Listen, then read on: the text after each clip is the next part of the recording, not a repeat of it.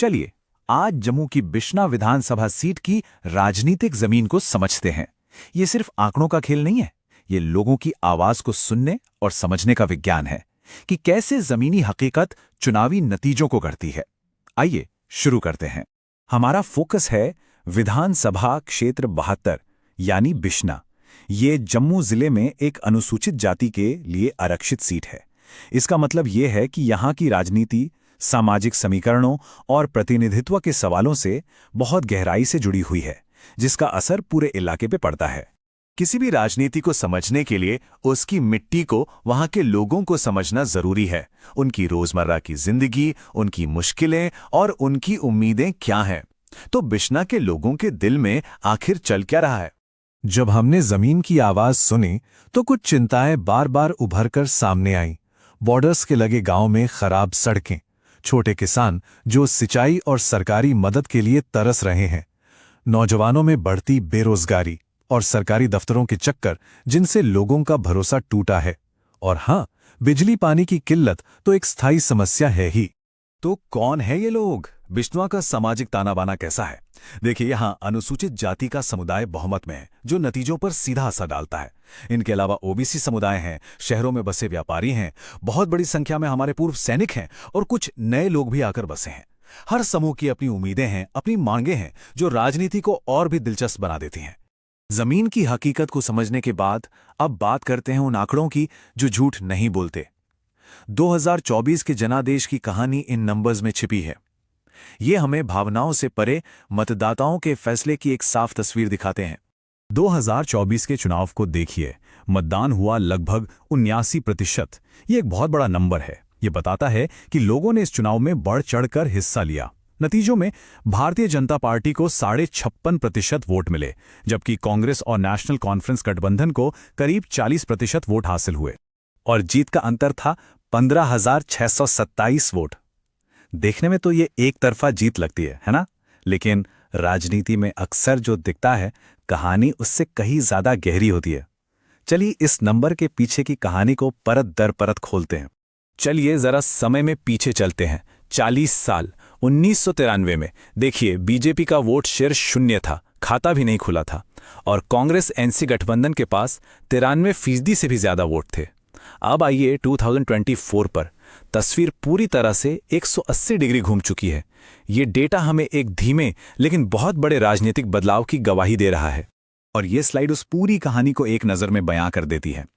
एक तरफ एक ऐसा गठबंधन है जिसका किला 93% से गिरकर 40% से भी नीचे आ गया, और दूसरी तरफ वो पार्टी है जिसने 0 से शिखर तक का सफर तय किया है।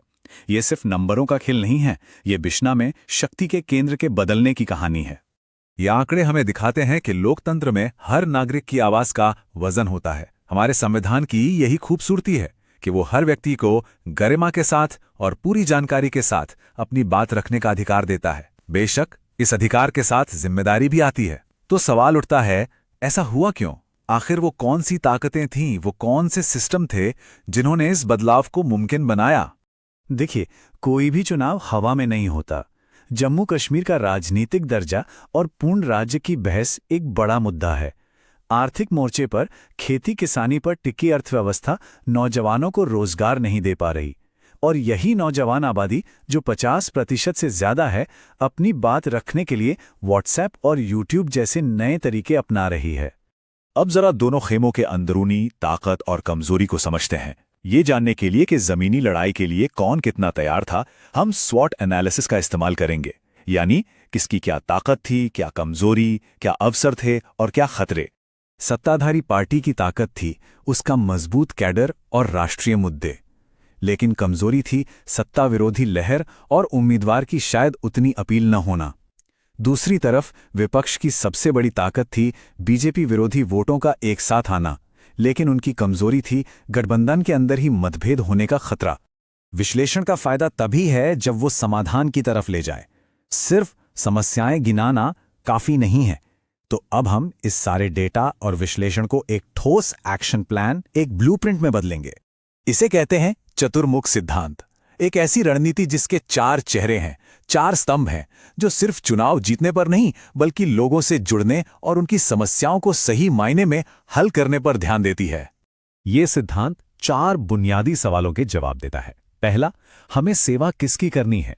दूसरा, जमीन पर हमारा संगठन कैसे काम करेगा। तीसरा और सबसे जरूरी, लोग हम पर भरोसा क्यों करें। और चौथा, इस पूरे काम को करने के लिए साधन कहां से आएंगे। और इस रणनीति की जान है जमीन से जुड़ाव। जैसा कि कहा गया है, सभी 20 वार्डों में बूथ लेवल नेटवर्क को डोर टू डोर जाकर और स्थानीय दरबार लगाकर मजबूत करें। बिना लोगों के दरवाजे तक पहुंचे उनके दिल तक पहुंचना नामुमकिन है। तो फिर से याद करते हैं, हमारी रणनीति का निशाना क्या है। वही 4 मूल समस्याएं जिनका हमने शुरू में जिक्र किया था। खराब सड़कें, पानी की कमी, बेरोजगारी और सरकारी कामकाज में देरी। कोई भी समाधान तभी कामयाब है जब वो इन मुश्किलों पर सीधा वार करे। तो समाधान क्या है? ये रहा एक टाइमलाइन। D90 यानी 90 दिन पहले जमीनी ऑडिट और हल्का दरबार शुरू करें। D60 पर लोगों की समस्याओं के आधार पर प्रोजेक्ट्स की घोषणा करें और बूथ कार्यकर्ताओं को ट्रेनिंग दें। D30 पर रैलियां और फील्ड एक्टिविटी बढ़ा दें और आखिरी दिन एक-एक वोटर को घर से निकालना सुनिश्चित करें। इस रणनीति का एक बहुत ही दिलचस्प और जरूरी हिस्सा है क्लैरिटी क्लिनिक्स। ये सिर्फ मीटिंग नहीं है, ये सार्वजनिक सवाल जवाब सत्र हैं जहां नेता सीधे जनता के तीखे सवालों का सामना करते हैं। ये पारदर्शिता के जरिए भरोसा बनाने का सबसे शक्तिशाली तरीका है। और इस तरह की पारदर्शिता आज के दौर में बहुत जरूरी है। देखिए, लोगों का भरोसा एक अमानत है। नए digital personal data protection framework के तहत भी लोगों की निजी जानकारी और उनकी सहमति को सर्वोच्च महत्व दिया गया है। यह सिर्फ कानून की बात नहीं है, ये एक नेता और जनता के बीच के रिश्ते की बुनियाद है। तो आखिर में ये सारी कवायद सिर्फ एक चुनाव क्षेत्र के बारे में नहीं है, ये राजनीति के असल मकसद के बारे में है। तो सबसे बड़ी सीख क्या है? डेटा का, विश्लेषण का, रणनीति का, इन सब का असली मकसद क्या है? इसका मकसद है एक ऐसा सिस्टम बनाना जो लोगों की सुने, उनकी रोजमर्रा की मुश्किलों को दूर करे। डेटा तभी कीमती है जब वो डिलीवरी में तब्दील हो। ये एक बहुत पावरफुल लाइन है। आप नेतृत्व पर ध्यान केंद्रित करें, वे सटीक राजनीति संभाल लेंगे। इसका मतलब है कि जब जमीन पर सिस्टम सही हो तो नेता अपना पूरा ध्यान जनता की सेवा में लगा सकता है, ना कि सिर्फ चुनाव प्रबंधन में। तो मैं आपको एक सवाल के साथ छोड़कर जा रहा हूं। किसी भी क्षेत्र के आंकड़ों की गहरी समझ चुनावी जीत को जनता के अटूट भरोसे में कैसे बदल सकती है, इस पर सोचिएगा जरूर। यदि आप एक जन केंद्रित नेता बनना चाहते हैं और अपने निर्वाचन क्षेत्र का उत्थान करना चाहते हैं, तो blueprintstrategies.ai से mgr@blueprintstrategies.ai पर संपर्क करें या 080-4204-1602 पर कॉल करें।